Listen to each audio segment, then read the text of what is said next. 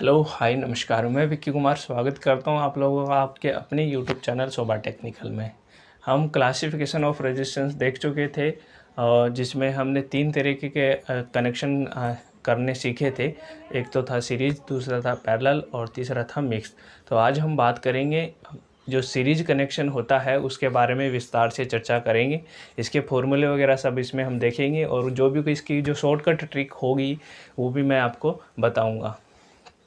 जैसे कुछ क्वेश्चन ऐसे होते हैं जो नॉर्मली सिंपली एक शॉर्टकट के बेस पे ही हो जाते हैं, तो उस तरीके के सवाल भी किस तरीके से करने हैं वो भी मैं आपको बताऊंगा। तो चलिए शुरू करते हैं फिर।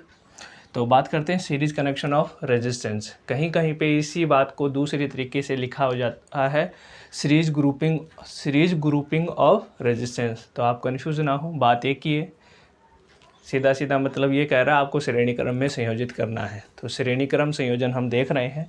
तो श्रेणी क्रम संयोजन में हमने देखा था, जब हमने बेसिक ओवरव्यू लिया था कि जब एक के बाद एक प्रतिरोध किसी परिपथ में लगे होते हैं तो हम इसे कहते हैं श्रेणी क्रम संयोजन।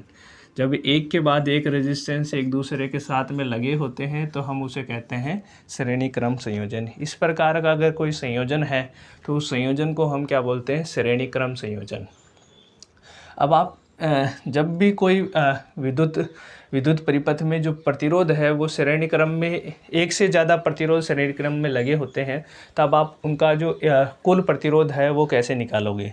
तो इसके लिए एक फॉर्मूला है। जैसे अगर आपको इसी परिपथ, ये मान लो कोई परिपथ का कोई भाग है और आपको कहा गया कि इसके लिए जो कुल प्रतिरोध है उसका मान कितना होगा, तो उसके लिए आपके पास एक फॉर्मूला है आर टी क्या है? यहाँ पे कुल प्रतिरोध। किसी परिपथ के लिए कुल प्रतिरोध कितना है उसे मैंने किससे इंडिकेट किया? आर टी से। और वो किसके बराबर होगा? वो बराबर होगा R1 plus R2 plus R3 plus R4 dash dash dash dash plus Rn।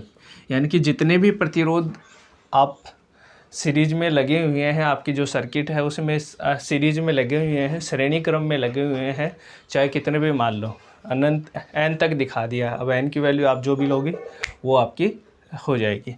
तो अगर आपके पास सीरीज में n प्रतिरोध लगे हुए हैं, अगर आपको उनका टोटल रेजिस्टेंस निकालना है तो आप इनका क्या कर दो, उनका सभी का क्या कर दो? सम कर दो, यानी कि उनको ऐड कर दो, सारों को एक साथ ऐड कर दो और जो भी आपके पास फाइनल वैल्यू निकल के आएगी वो क्या निकल के आएगा? उनका कुल प्रतिरोध निकल के आएगा। अब यहाँ अगर हम बात करें तो यहाँ पे देखो आपके पास कितने प्रतिरोध हैं? 3 प्रतिरोध है, R1, R2 और R3। अगर इस वाले सर्किट के लिए हमें कुल प्रतिरोध अगर निकालना हो तो इसके लिए RT बराबर क्या हो जाएगा? R1 plus R2 plus R3। इस प्रकार से हम क्या कर सकते हैं? कुल प्रतिरोध निकाल सकते हैं। अब आपको जो भी वैल्यू दी हुई होगी, ये मैंने यहाँ पे इनको सांकेतिक रूप में लिखा है R1, R2, R3। इनकी कोई भी वैल्यू होगी तो वो वैल्यू आप यहाँ पे रख दोगे और रखने के बाद जो सम आएगा वो क्या कहलाएगा? इनका टोटल रेजिस्टेंस। इस प्रकार से हम इनका जो भी सीरीज में रेजिस्टेंस लगे होते हैं उनको हम क्या कर सकते हैं? निकाल सकते हैं। तो कुछ लोगों को अगर ये जानना हो कि ये फॉर्मूला कैसे बनता है, ये कि जो इनका सीरीज में जो रेजिस्टेंस जुड़े होते हैं उनका जो फॉर्मूला है वो किस प्रकार से बनता है, तो आप कमेंट करके मुझे बता दीजिए। क्योंकि वैसे मुझे लगता नहीं है कि वो इतना आपसे कोई पूछने वाला है। आपको मेन कंसेप्ट पता होना चाहिए कि कंसेप्ट क्या है। कंसेप्ट जब आपको समझ में आ गया, क्योंकि क्वेश्चन आने हैं वो यहाँ से आने हैं, आपको फॉर्मूला कोई नहीं पूछने वाला फॉर्मूला कहाँ से कैसे बना है।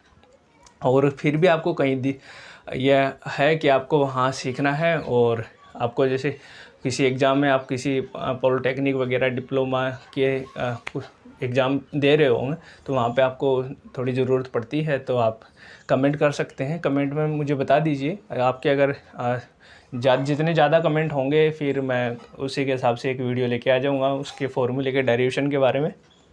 तो बात करते हैं अब इसी के बारे में। तो इस प्रकार से हम क्या कर सकते हैं? इनका सीरीज कनेक्शन में कुल प्रतिरोध निकाल सकते हैं। जैसे अभी यहाँ पे मुझे R1, R2, R3 दिया हुआ है। मान लो कि मुझे इसकी वैल्यू दी होती, जैसे इसकी 30 ओम मुझे वैल्यू दे दी और इसकी 10 ओम दे दी मुझे और इसकी 50 ओम दे दी, ये मुझे मान दिया है। और अब पूछा जाए कि कितना प्रतिरोध होगा इसका, जो इस परिपथ का है वो कुल प्रतिरोध कितना होगा, तो सिंपल सी चीज़ देखनी है, क्या देखनी है, तीनों को ऐड कर देना बस। सीरीज में लगी हुई है, सबको जोड़ो, जोड़ते ही जो आए इक्वलेंट आए वही क्या है टोटल रेजिस्टेंस। तो आप जोड़ोगे 30 + 10 + 15, तो आपके पास कितना हो गया 19, 90 आपके पास आ गया RT। तो कुल प्रतिरोध आपके पास कितना होगा 19 ओम। इस प्रकार से आप क्या कर सकते हो, कुल प्रतिरोध निकाल सकते हो। अब हम देखते हैं इसका थोड़ा सा ट्रिक्स के बारे में। कुछ कई बार क्या है सवाल पूछे तो इसी से जाते हैं, पर थोड़े से ट्रिकी पूछे जाते हैं। वो किस प्रकार से मैं बताता हूँ। कई बार क्या कह देता है आपको 100 प्रतिरोध है, या प्रतिरोधों की संख्या दे देता है कि 1000 प्रतिरोध है। कई बार ऐसा कह देता है कि 1000 प्रतिरोध है, वो श्रेणी क्रम में जुड़े हुए हैं। तो बताइए और उसमें से एक बता देता है कि एक प्रतिरोध है वो इतनी वैल्यू का है, एक प्रतिरोध इतनी वैल्यू का है। जैसे एग्जांपल के रूप में अगर मैं मान लूँ हमें 1000 प्रतिरोध कुछ इस प्रकार से जुड़े हुए हैं, जैसे डैश डैश डैश, ये मैं 1 2 बना देता हूँ, फिर मैं डैश डैश छोड़ दूँगा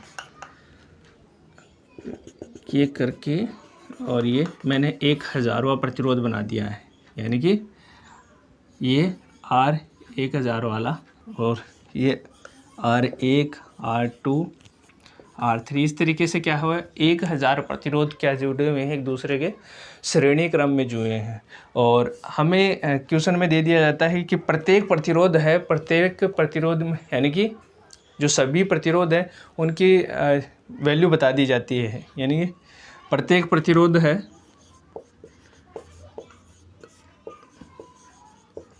है वो 1 ओम का है, 1 ओम का है प्रत्येक, यानी कि 1 ओम के 1000 प्रतिरोध श्रेणी क्रम में जुड़े हुए हैं। बताइए कुल प्रतिरोध कितना होगा। तो कई बार थोड़ा सा हम क्या है कंसेप्ट थोड़ा सा क्लियर ना होने की वजह से क्या करते हैं, थोड़ा सा 1000 प्रतिरोध देख के घबरा जाते हैं कि 1000 प्रतिरोध है, अब क्या करेंगे। तो वो ऐसे सवाल तो थोड़े और भी जल्दी होते हैं और इनमें थोड़ा मज़ा भी आता है, क्योंकि देखो आपके पास कितने प्रतिरोध हैं, 1000 प्रतिरोध है, प्रत्येक की वैल्यू कितनी है 1, प्रत्येक की वैल्यू 1 है। आपको क्या करना है अलजेब्रिक सम करना है, यानी कि सबको जोड़ देना है, कुल प्रतिरोध निकालना है। अब प्रत्येक अगर आपके पास 1 ओम का रेजिस्टेंस है, 1 ओम का प्रतिरोध आपके पास में है, तो अगर आपको 1000 अगर प्रतिरोध जुड़े हुए हैं तो सिंपली कितना होगा, सबको जोड़ दो, और सब कितने हैं 1000, तो आपके पास RT कितना निकल के आ जाएगा, RT निकल के आ जाएगा 1000 ओम।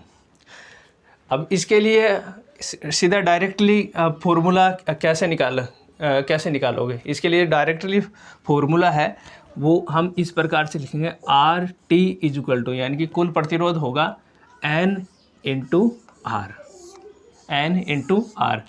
N यहाँ R क्या है, R प्रत्येक मतलब एक प्रतिरोध का मान है। जैसे समान रेजिस्टेंस की वैल्यू है, समान मान के प्रतिरोध है, वो विद्युत परिपथ में जुड़े हुए हैं। अब आपको दे दिए, जैसे सपोज एग्जांपल के रूप में दे दिया कि 10,000 प्रतिरोध है वो श्रेणी क्रम में जुड़े हुए हैं, और प्रत्येक की वैल्यू कितनी है, वो 10 ओम है।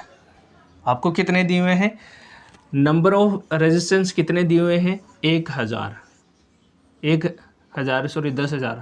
10,000 प्रतिरोध दिए हुए हैं।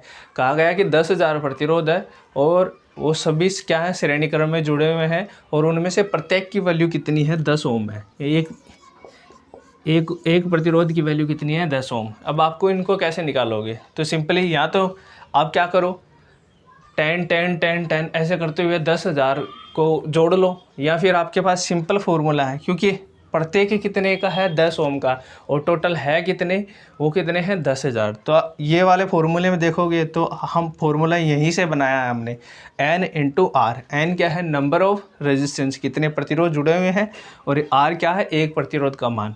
तो यहाँ से अगर हम निकालना चाहेंगे तो RT कितना हो जाएगा, आपके पास N की वैल्यू कितनी है 10,000, और एक प्रतिरोध की वैल्यू कितनी है 10, तो आपके पास RT बराबर क्या बन जाएगा, 10,000 को 10 से गुणा कर दो तो 1 शून्य और लगा दो इसको, तो क्या बन गया आपके पास 1 लाख ओम।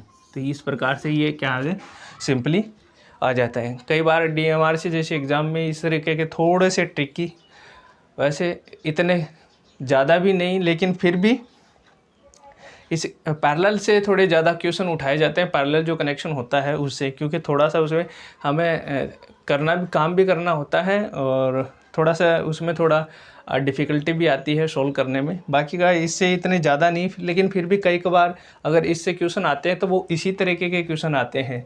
जैसे थोड़ा सा हमें कंफ्यूज करने के लिए हम सोचते हैं कि 1000 प्रतिरोध जुड़े हुए हैं, अब क्या करेंगे, 10,000 जुड़े हैं, अब क्या करेंगे, लेकिन वो होते हैं एकदम सिंपल होते हैं।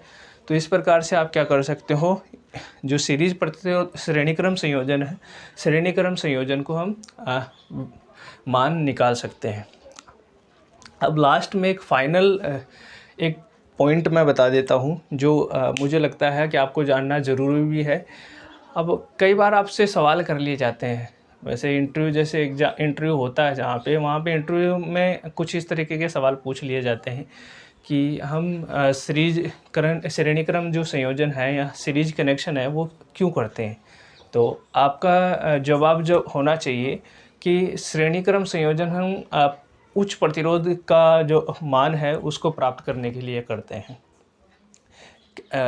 उच्च प्रतिरोध का मान कैसे, जैसे अगर आपको किसी सर्किट है, आपको किसी सर्किट में जैसे एग्जाम्पल के रूप में आपको 30 ओम का रेजिस्टेंस चाहिए, लेकिन आपके पास 30 ओम के रेजिस्टेंस नहीं अवेलेबल है, तो आप क्या करेंगे।